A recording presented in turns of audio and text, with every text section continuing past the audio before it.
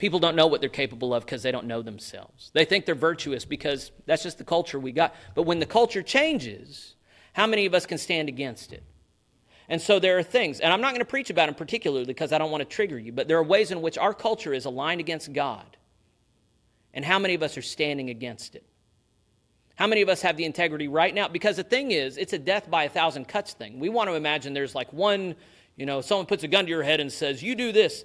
Usually it's just a series of 1,000 different decisions made every different day. How tolerant am I going to be of this unholiness that everybody else is indifferent to? And if you find that you're pretty tolerant of the weak being crushed, of people living in bigotry and hatred of other people made in God's image, I'm using intentionally broad language here. Apply it to yourself. Because most people, if I was back then, I would have had this clarity. The only reason you have this clarity is because you're living right now.